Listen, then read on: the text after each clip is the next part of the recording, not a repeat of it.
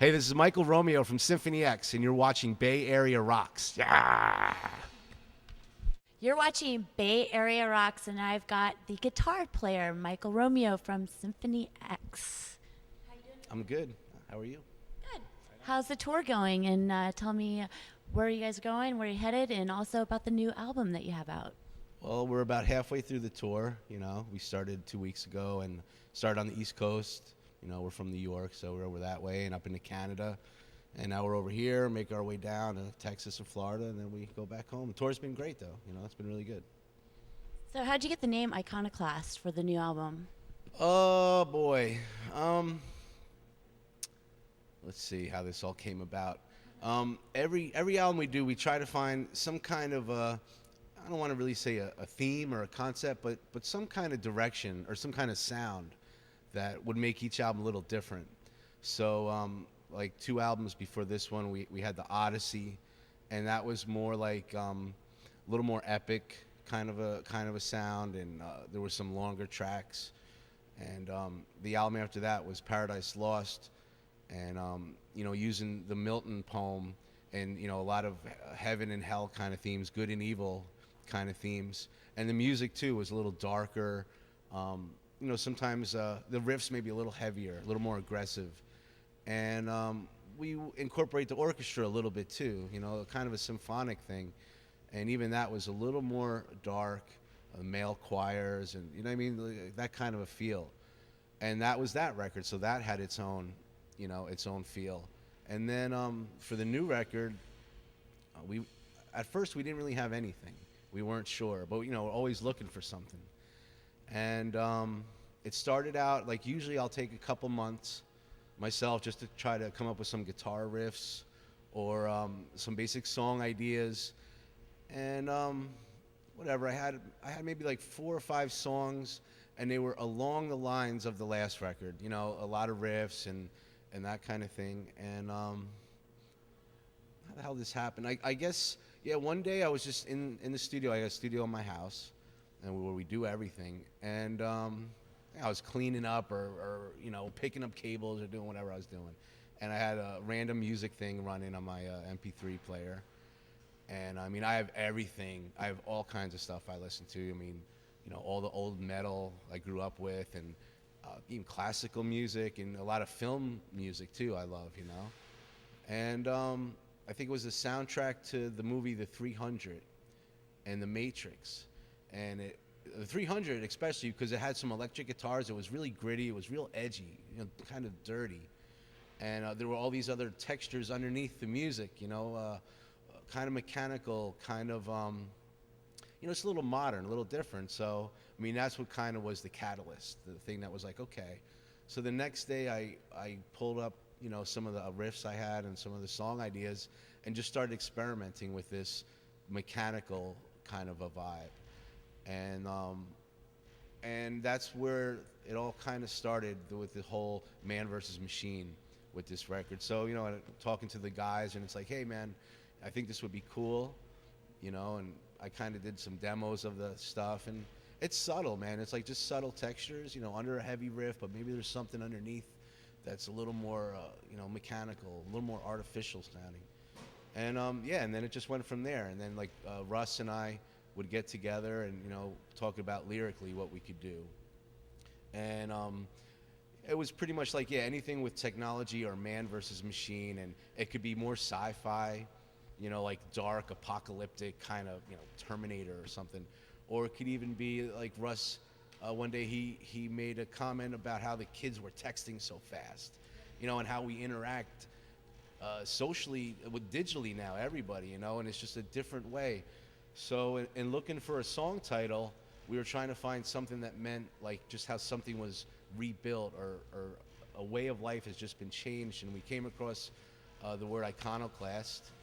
And the real definition was, I think, someone who like tears down a given religious belief,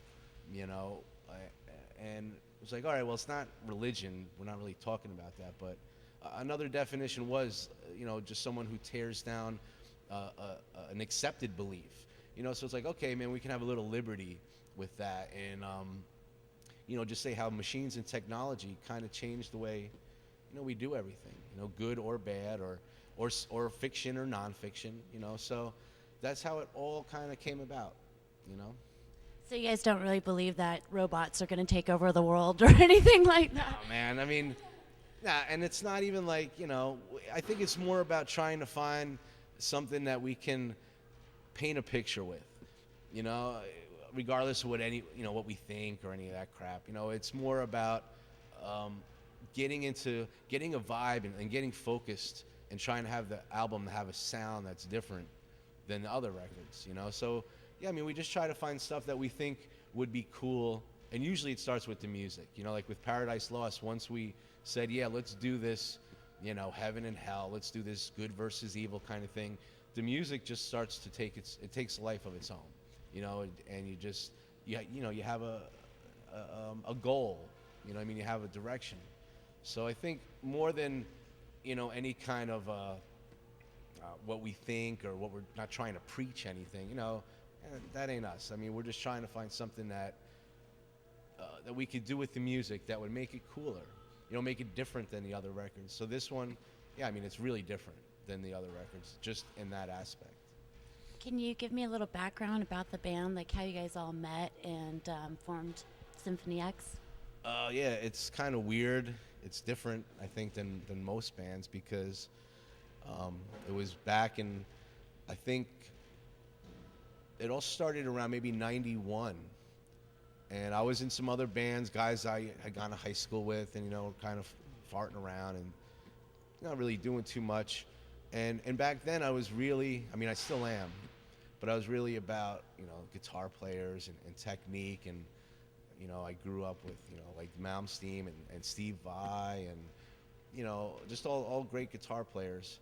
So, I was still jamming with the other guys, but I had a little studio set up in my old apartment, and I just kind of did some noodling guitar stuff.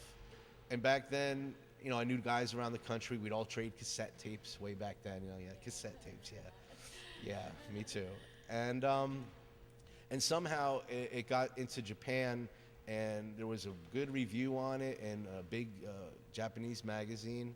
And like a week after that, a label called my house.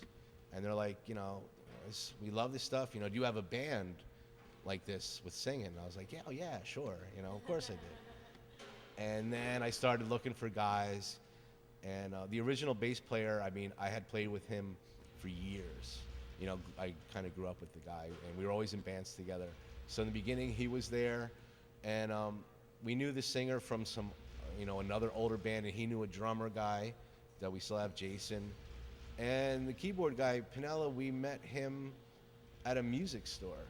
One of my students was teaching at a place, and he's like, yeah, there's this keyboard guy, Mike, he's really good here. So, we were just kind of thrown into it together. It was unusual, because usually bands are together for a while and they're struggling, and for us it was like, all right, we kind of have this deal, what the hell are we gonna do? We didn't really know each other all that well. We didn't really know what direction we were gonna take. But yeah, I mean, it was cool. It was different, So we did the first record in '94, which really was a demo, I think, because we were still just getting to know each other, and still trying to figure out musically what we were gonna do. So I mean, that's pretty much how it all came together. Cool. So how did you come about calling your studio the Dungeon? Just because it's in my basement, it's dark, and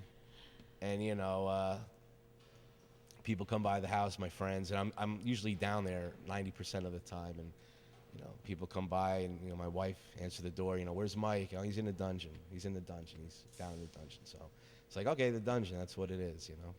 What's the pros and cons of recording your own record? Yeah. The definite bad thing. Well, the good thing is that we can not worry about time and money. I mean, over the years, I've always invested my money into building up the studio and trying to keep it up to date. So yeah, I mean, we can all come in there, and when we write, I mean, sometimes this stuff's not totally finished. We'll just start recording, and let it naturally build. Let it just evolve as we go, which is cool. And we could take as long as we want. And then the bad thing is that we could take as long as we want. You know, so sometimes I think now though we're pretty cool. We're like, we know when to say, okay, it's fine. You know, let's move on. But yeah, maybe in the past, you know, you get tied up in that whole thing, and you're trying different stuff, and it is cool. I mean, I have to say, I like it. I like doing it like that because you know sometimes spontaneously things just happen. You know, and it's like, all right, that's cool.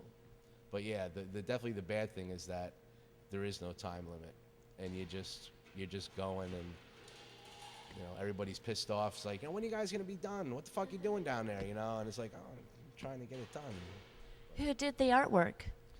Warren Flanagan, good friend of ours, and he had done the last record, and he before that record he had sent an email. I think he sent an email to me or our manager, and he said he was a big fan of the band, but he also was involved in the movie industry and doing movie posters and artwork, and then he started sending us some stuff, and it was like, holy shit, you know, it was like really, really good. And he's just a cool guy. Like with the last record, we didn't say much. It was like, okay, we're gonna do this Paradise Lost thing, and it's gonna be good and evil and this kind of thing, and do your thing. And then like whatever, a couple weeks later, whatever it was, he just would start sending more and more stuff, and it was all badass, you know. And the same thing with this record, you know, we talked for not long at all, and I mentioned like, yeah, the Matrix or the Terminator, and it's gonna be this man versus machine, and I sent him a couple song titles, you know, we had Dehumanized or Children of a Faceless God, you know, some of these things, and then he just, you know, ran with the ball and did all the artwork, and I can't say enough good things about him. Awesome guy, great talent, you know, awesome. What songs are you going to play off the new record tonight? Well, we actually did a tour before this in Europe. We're out for a month, and I mean, me personally, I was a little apprehensive about playing any songs before the record was out, because usually our stuff's a little more involved. There's some longer songs, and I think when you hear the record, you know, that's the right medium to really hear it, and then you come see the band live, and you know what the song is, you know the words, you know what's happening, you know what's going on, and I mean, we were a little late with the record, and then there was you know, like you said, there's things with a double disc and a single disc, and there was a lot of music, and we needed more artwork, so the time kind of got stretched out a little, and the release date now isn't until June. But we had already booked this tour in Europe for a month, and you know, we knew we had to do some songs. It's like that'd just be the right thing to do. And I mean, I remember I was the one guy who was like, man, I don't know, because like no one knows it, you know, and you know, we had never really done that before. Usually the album's out or pretty close to coming out, and okay, we do our thing. So we said, all right, we'll try to put four songs into this set, or at least four to choose from, and we'll see how they go. So the first show we did in Europe, or the first or second show, first couple shows, we tried a couple of these songs, and the response was really good. It was like really good, and I was like, wow, that's awesome, because you know, you just go out there cold. It's like, hey, here's a new song, and no one knows what the fuck's going on. But yeah, then with YouTube and everything else, you know, by a couple shows in, everyone knows the lyrics, everybody knows the parts, and yeah, blah blah blah, and it was awesome. But we did learn we did rehearse four to do, and the other two are maybe a little long, and we just kind of put them to the side. But the two that we ended up keeping was The End of Innocence and the song Dehumanized. And I think live they go over good, really good. And when we were picking those songs too, we picked ones that were maybe more accessible on the first listen. You know, like you could hear it once, be like, okay, I get it. You know, it wasn't too long, it wasn't too crazy, and it turned out great. So we decided to keep those two, The End of Innocence and Dehumanized, and probably play them tonight. Great, we can't wait. We actually heard them on the web, and sounds great. Now they're available, so it's like even more so now everybody kind of knows. But yeah, in the beginning it was just going out there doing it cold, and it's just something that we never did before, but it turned out great. You know, it's like looking back, it's like, wow, it's really cool. How do you like being on Nuclear Blast now? Yeah, I mean, so far, you know, well, the record isn't out yet, but leading up to this now, I mean, everything's been great. You know, I feel like that they sincerely they get our thing. They're happy to work with us, and we're definitely happy to work with them. You know, what I mean, they have such a great reputation. They have so many great bands.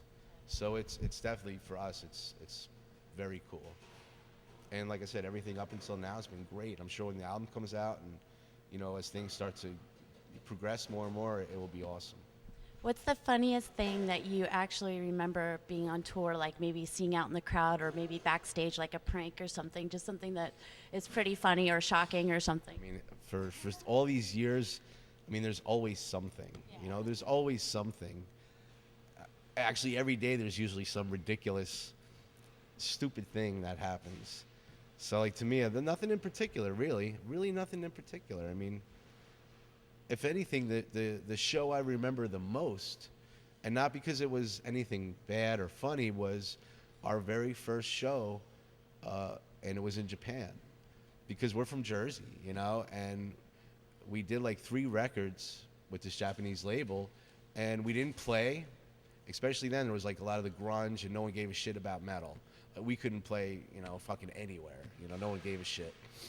So for us, you know, we're just a bunch of chumps doing our thing. You know, we had this Japanese deal, and it all felt good, but we still felt like no one gave a shit, really. You know, maybe Japan, and eventually Europe and South America back then. But then we went to Japan. They had us over for a tour. So it was like technically the first time.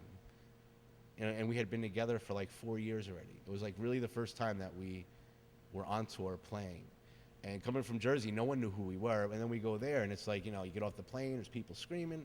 You know, the shows were really good. And to me, that always will be in my head. It was just like such a different world than what we're used to. You know, you come home and it's like, yeah, you got to mow the lawn, and you're just average dude, you know. It's like, you know, rock star shit, you know. It's just day-to-day shit at home.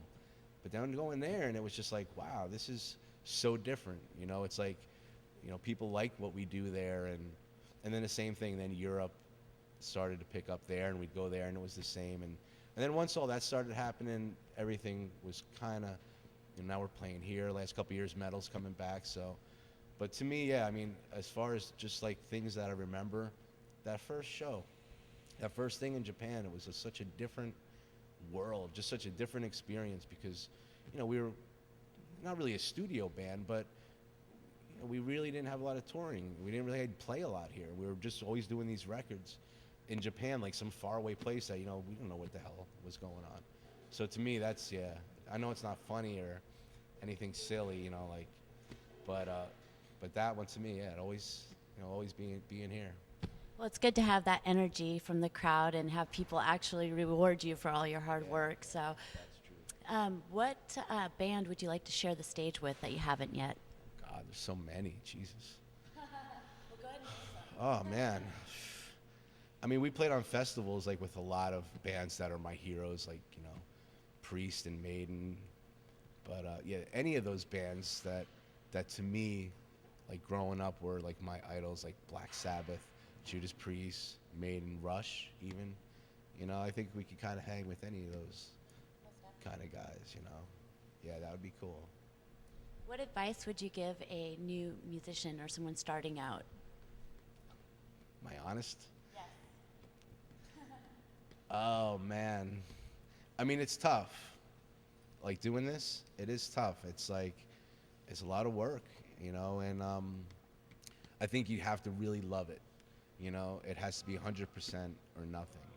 Just because, I mean, there's so many bands, there's so many talented guys out there, so many talented bands that you really, you know, you got to get in the trenches and bust your ass. You know, so if you're committed, you just have to be 100% committed, I think. You know, you got to be committed, and you know, you just got to be relentless, I think, too. You know, there's just, like I said, there's just so many bands, and there's so many things happening, and now with the internet, there's just so much. But yeah, I mean, I think if you stick to your guns and you know, you really bust your ass, that's what it's all about. What does the future have to hold for Symphony X? I hope good things, you know. I think things will be good. You know, I think every album we've done has been a steady progression of of our songwriting and our sales too. You know, every album does more and more than the last one, and especially like the last two. Paradise Lost, it's like we were selling a really good amount in the States and everywhere else too. So everything was starting to, where it used to be just Japan and nothing here, and or some, a lot in Europe and nothing here. Now it's like a little more even across the board. You know, we do well everywhere. So hopefully with this record, it will be the same. You know, I think it will. You know, I think this record to me is our best record by far. You know, just because it's like there's a certain coolness about it. It's different enough. It still sounds like us. You know, I think the fans that have been with us they'll still appreciate it because it's still us. And there's moments when it might even sound like some older things that we've done, but there is this new element in it that makes it cool and different. You know, and we just put so much time into it too. You know, really crafting every song, and like I said, you know, we're in the studio all the time and experimenting, and you know, just trying to get the most out of it. You know, make it really interesting and cool. So I think this album will do really good. You know, and then we'll continue on. What would you like to say to your fans? Well, definitely thanks for hanging in there because for us it does take a while with these records. I mean, this one, the last one too, took a long time, and this one did, and this one probably took a long time. The main reason is that there's so much stuff. I mean, we'll keep going until it feels like it's done. Like if I'm writing the song or whatever, and when it feels like it's a done piece of music as an album, it's like okay, and it just kept going and going, and we were recording and doing all our stuff, and everything was moving at a good pace, and it was still taking forever, and it's like what the fuck, I don't understand why, you know. And it wasn't until one day I kind of threw up everything and timed it, and it was like 85 minutes or some insane thing, and it's like all right, it's like we just did 2 records, you know. So but getting back to the thing, like yeah, definitely thanks to the fans for being patient, you know. But I think most of them understand. It's like we really try to do, you know, 100% with whatever we do. And yeah, thanks. Great. Well, I want to thank you for your time in the interview, and we can't wait to see you here at the Regency Grand. Yeah, it'll be good tonight. Nice place. Cool. This room's cool, man. It is. We should play down here, man. Just kind of hang out and have cocktails. Yeah, and they'll serve you food. Shit, let's go. Let's do it. Well, you're watching Bay Area Rocks.